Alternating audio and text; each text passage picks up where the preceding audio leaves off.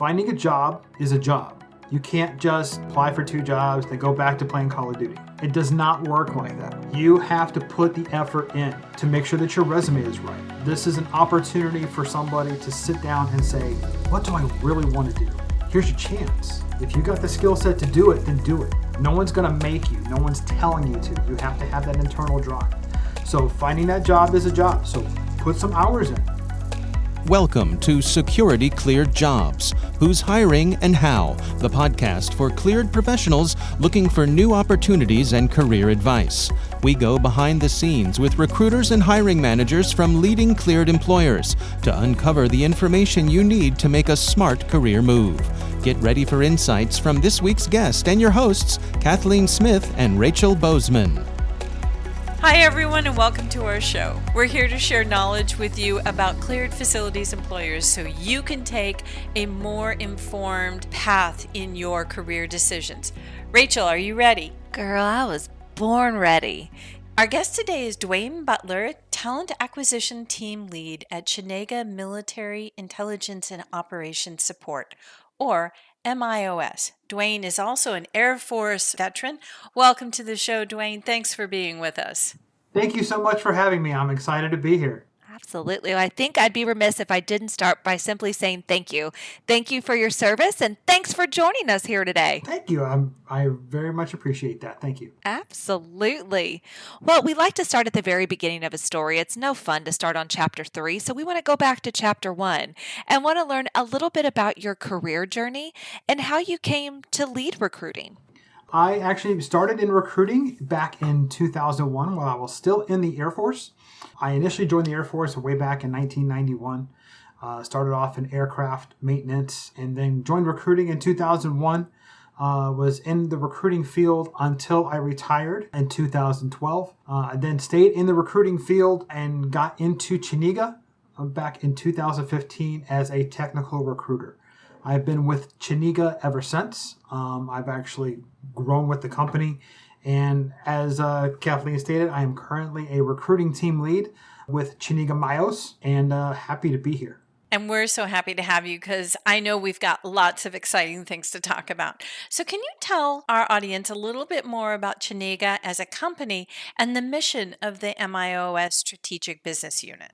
Sure. The MIOS Strategic Business Unit, our primary customers include, of course, the Department of Defense, intelligence communities. We also support civilian agencies as well, federal agencies. But there's a lot of things that Chenega as a whole does. There's a lot of different strategic business units, including not just MIOS, but there's healthcare, there's security. So there's options and career choices galore that you can get here. Did I just hear galore? You did. It is never too early or late in the day to hear galore. Thank you for bringing it back. I think we're on to something there. So while we're talking about things that are awesome and amazing, I know that you're hiring for a couple different positions. So what kind of cleared positions are you currently hiring for? Your normal IT help desk, there are system administrators, systems engineers, software developers, software engineers, network engineers, construction managers, mechanical and electrical engineers, instructional system specialists. So there's all kinds of different aspects out there. And I know especially with the military community that we have listening, there's all kinds of opportunity. And you know the next $1 million questions, all of the galore of careers that are out there, where are they located? Chenega is one of those companies that happens to work nationwide. So we have locations everywhere, basically. But just some of the main places we have, of course, when you're talking about government contracting, the main area is going to be the National Capital Region or the NCR. But some other places include St. Louis, Missouri, Warren, Michigan, Kings Bay, Georgia. Just some different locations where we have currently cleared openings and looking for people. Awesome. So tell us a little bit more about your biggest hiring challenges. As the recruiting leader, what are the positions that you are most satisfied to see filled? Because you know how hard your team works. What are some of those team wins that you all fist bump about? Well, I will say I've been in the recruiting field for quite a while, and challenges are unique to each situation and each different applicant because everybody's different. You're never going to come across somebody who is exactly the same in the same situation with the same thing going on as somebody else. So what I have found and what my team has found is that when you can talk to your applicant and really find out just a little bit more about them, and not just, hey, what does your resume say? But why are you looking for a job? How can we help you?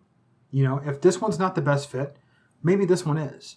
But being able to take that person and help them find maybe their first step or their next step in their career, that's really the best. When you can have an opportunity to have a positive impact on somebody's life and say, you know what, this person is in a better place now than they were 30 days ago. They now have a career path. They're making more money. They're in a position where they will be content and like what they do, because everybody's better when you like what you do. So if you can have somebody or help somebody get to that point, it really doesn't get much better than that. I agree. I think that is great advice. Now, we know that Chenega has about 7,000 employees, so not too huge, not too small, just right in that perfect spot of size there, which means you probably had a lot of time to invest in the culture. So could you tell us just a little bit about the culture? And something I've just been dying to ask is, being a Native Alaskan owned company, does that at all contribute to the company? I mean, you got some pretty cool secret sauce to share there, yeah? Yeah, the culture with Chenega has always been a family-first environment, family-first culture, and that stems directly from the Alaskan Native heritage that the company has. The members of the board of directors see every employee as an extension of the village, and that is basically live from top down. So everything that we do goes to support that village and help them be successful. So every Chenega employee has a part to play and has a singular mission. That's awesome to hear. Tell us a story about a really nice hiring experience you've had where the candidate did a really exceptional job, or that your team did something really exceptional in hiring this person, and why it was so impressive. One of the things that stands out in my mind is being a Air Force veteran and being able to take part in transition assistance panels. Being able to talk to veterans that are getting ready to transition and getting ready to go into the civilian world, the civilian marketplace for really the very first time as an adult. That's a big step. And I recently talked to a veteran who found a position on our website. They tailored their resume. They applied online. They met the minimum qualifications. Then called me and sent me an email and said, hey, Duane, I wanted to talk to you about this position. I've already applied online. I sent you my resume. Do you have a minute to talk? And I'm like, yeah, I do. Of course. So, but that person took the effort and took ownership of their job search, found a position they liked, they were interested in, tailored their resume to it, knew they met the minimum requirements and had them stated in their resume, took the effort to reach out to me via email, and then called me and said, I know I meet this. Let's have a discussion. Hey, okay, I will be that conduit to put you in that next step. That shows that person is motivated. That person took ownership of their job search, found a position, and now that person is a part of Chenega. That's awesome. I mean, that shows not only that person got prepared and did the right things, but the program did the right things. The transition assistance program did the right things. So the positive aspects of that reached far beyond just the person. And that's what's like, man, it's working. That's the good stuff. That's almost contagious. I love it. You packed that story with so much goodness in there, tailoring your resume, making sure you meet the qualifications. You were doing my little recruiter hot so good over here. Thank you for that. So now that you provided those great tips, I'm going to keep aggravating you and ask you for a couple more. Sure. So I know that y'all are a SkillBridge employer, which definitely probably warms your little veteran heart to be part of the SkillBridge program there. So are there any tips in particular that you would like to offer to our listeners when they're transitioning military or on getting that internship, or really how does the program run there? We actually have a couple different veterans that are participate and help run the SkillBridge program here with Chenega MIOS. It's very in-depth. There's a lot of coordination that goes into it, and the veteran has to do a lot of footwork, homework on their part. They have to Coordinate that with their supervisor, with their command, making sure all the paperwork is done on time, done correctly. So we're right back to that military mindset of attention to detail. All of that falls right into place. Okay.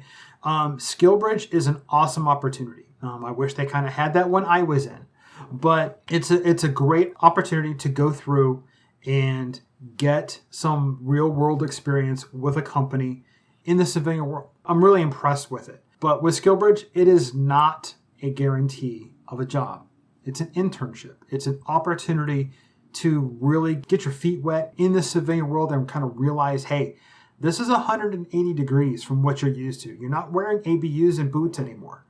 You have to figure out how to fit in and how you're going to improvise, adapt, and overcome in the civilian world. And when you're in the transition program, finding a job is a job.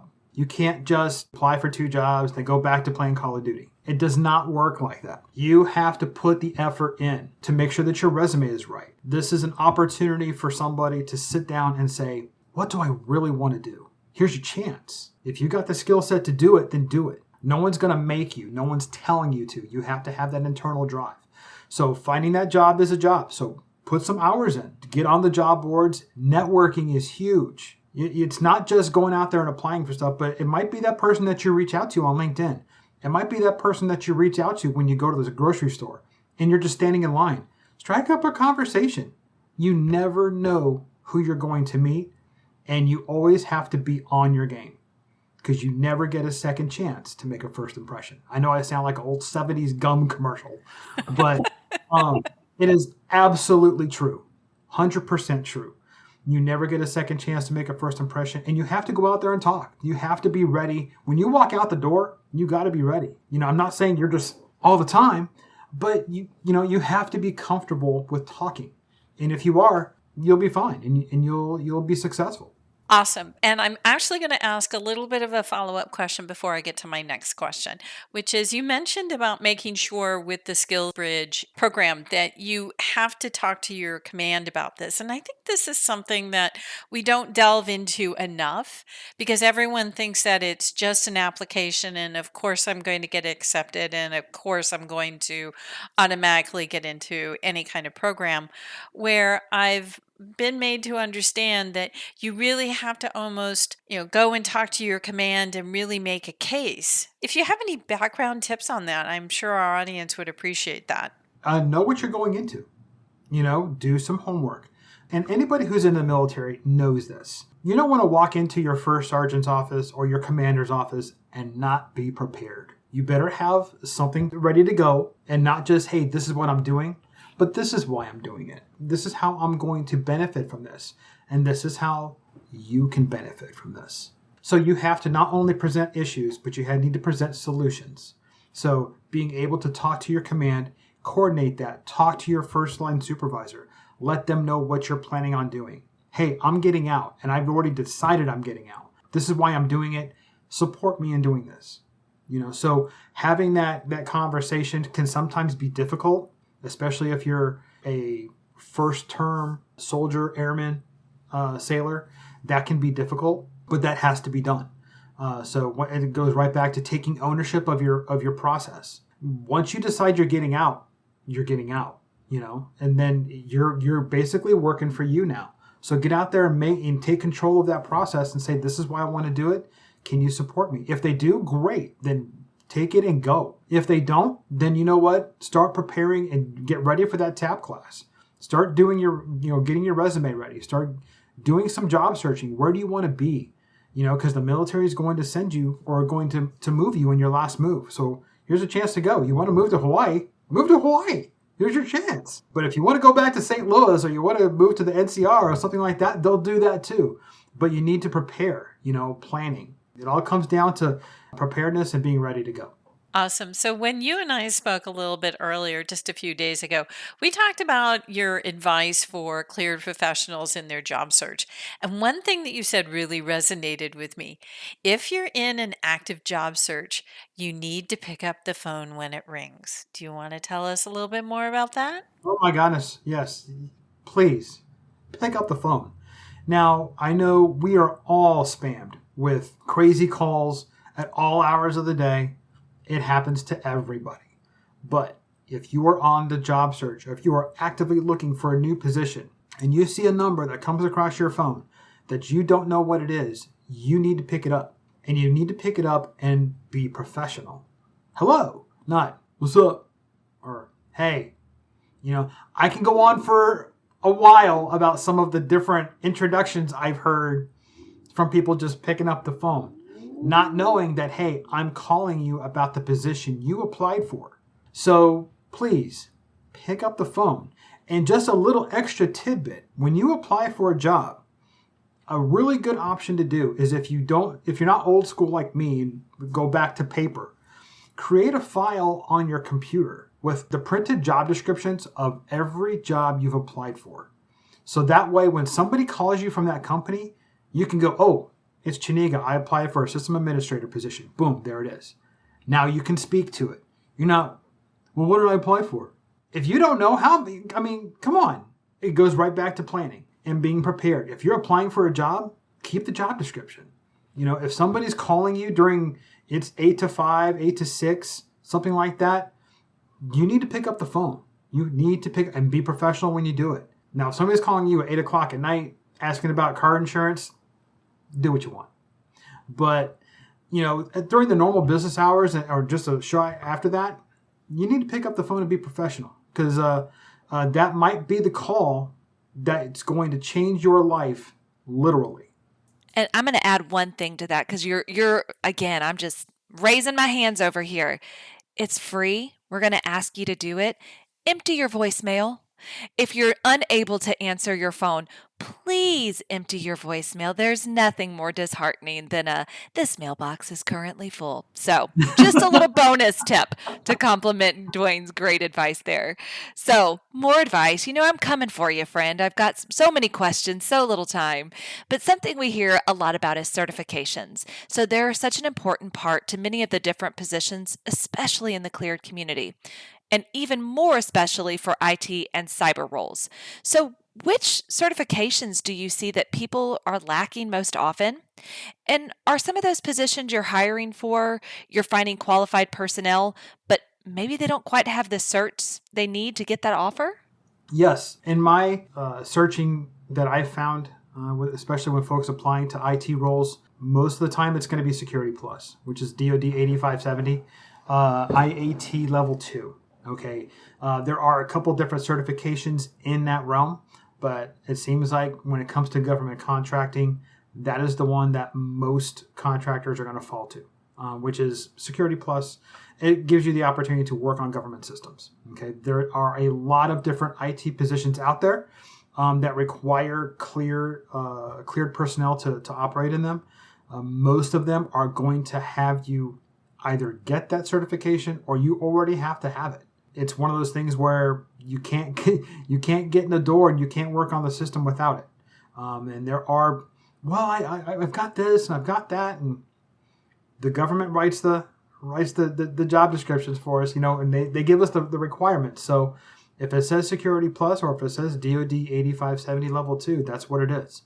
And there are multiple ways to get that certification. There are different schools. You could do that on your own. If you were a veteran, you could use, most of the time you could use your GI Bill or your tuition assistance to go across and get something like that. But that is a lot of times a fallback when it comes to government contracting and IT roles, is they're going to say, hey, we got to have this. But when it comes to internet security or cybersecurity, you're going to start looking at your CISSP and certifications like that. But for the most part, it's going to be Security Plus that you got to have. So if you're currently in the military, or you're getting ready to go look at the civilian contractor cleared positions, you need to start looking at that certification. If you don't have it, you need to go get it. Great advice. Well, Duane, a great pleasure chatting with you. How can our listeners get in touch with you and your team? You can always go to the Chenega website, ChenegaJobs.com/careers. You could also look up Chenega MIOS, and Chenega is pronounced like your chin, Chenega, and then MIOS. So there are multiple different ways to find us. And you're always welcome to connect with me on LinkedIn. I'm out there, and I will be more than happy to help anybody who's looking to take that next step in their career And I know we can find a home for him here with Chenega. Well, thanks for talking to us in the lower 48, my friend. Thanks for coming on down. We appreciate you so much. Thank you so much for having me. It was great speaking to you. So I'm just feeling all warm and fuzzy after having our great conversation with Duane. He had so many great things to share, especially being a transitioning veteran himself. I really loved his viewpoint on if you're in a job search, if you get a phone call, pick it up. And I really love the fact that he said, yeah, we all get spam phone calls, but recruiters are going to call you and you really need to pick up the phone. Rachel, what did you enjoy learning from Duane? First, I just appreciate his energy. There's something so positive and exciting when someone absolutely loves what they do. And they're not going to love what they do if they're not in an organization that allows them to love what they do. And so I just really appreciated that he was able to share a little bit more about the culture, and everyone is part of the village and they have this village type mentality, and they really, live and work top down. And I just thought that was just so refreshing, and it was just so great to hear. So hopefully you heard some amazing things from our friend Duane, and we are so glad you did it listening to us. So remember to get out there and follow again, then borrow your friend's phone and follow from that phone. But make sure you get out there, follow us, and we'll talk again soon. Adios, amigos.